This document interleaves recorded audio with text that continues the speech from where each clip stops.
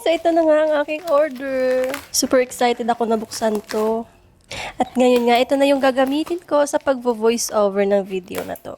So ngayon, okay lang na mag-voice over ako kahit naka-open yung AC at ang fan ko.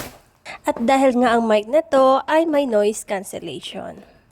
Kaya nga sa mga mahilig dyan mag-voice over at mag-video, kailangan talaga natin mag-invest sa mga ginagamit natin para makakreate tayo ng mas maganda pang video.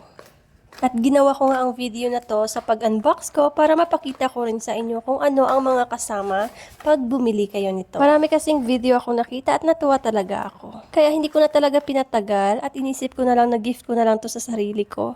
At ito nga yung unang box na titingnan natin. At dito nga ay meron tayong bag na lalagyan ng ating microphone box. Para safe naman ito at iwas scratch po siya. And then, kasama itong manual. At yung manual, pwede nyo rin pala ma-download. Kailangan nyo lang i-scan ang QR code. At ito nga pala yung cable para sa charger. At ito nga pala yung warranty card. 2 years pala yung warranty nito. And next, dito na tayo sa exciting part. Super excited nga ako na mabuksan to. At meron din pala silang white nito. Pero mas pinili ko yung black para iwas stain at you know naman, minsan kasi may mga stain kasi na hindi basta-basta natatanggal at hindi natin may iwasan. Kaya mas pinili ko tong black.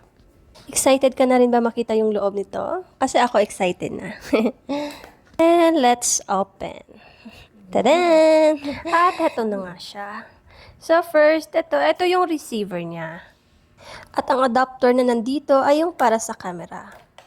At ito naman ang ating dalawang mic. So, ito, tatanggalin natin, try natin tanggalin itong mga ano niya. Protector. Protection. So, tanggalin natin to para makita natin ang beauty ng ating mic.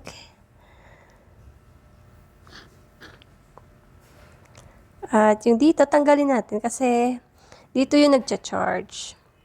Yan. Yung dalawa yan ang kailangan natin i-connect para makapag-charge tayo. So, ito yung kinagandahan dito kasi hindi mo na siya kailangan i-charge pa isa-isa. So, kailangan lang natin ibalik sa box niya at makakapag-charge na ito. Ayan. Kung nakikita nyo yung red, ayan. Diyan mo na makikita kung magcha-charge ba or kung full na siya. I think magbo-blue siya pag full na siya. And then, meron tayo nitong parang yung nilalagay. Hindi ko alam ang tawag dyan. Kasi nga, mas maganda pag merong ganito. At lalo na kung nasa labas tayo at kung mahangin. And then, ito yung dalawang adapter. So, ito yung sa iOS. And then, we have this C-type. At ito naman yung sa camera. At ito nga talaga yung pinili ko kasi meron siyang pang camera. And then, ganito lang siya pag pinapalitan. So, kailangan lang natin to i-pull yung blue. And then, ilagay natin kung ano ang kailangan natin gamiting adapter. At pinalitan ko muna ito ng C-type kasi nga sa phone ko muna ito gagamitin. At so, ganun lang ka-easy magpalit ng adapter. So, ayan. So, ibabalik muna natin to. So, nagmamagnet pala siya. Ayan. Kaya, hindi siya basta-basta natatanggal. So, ito na po siya. At dito nga natin i-charge. So, ito yung charger niya.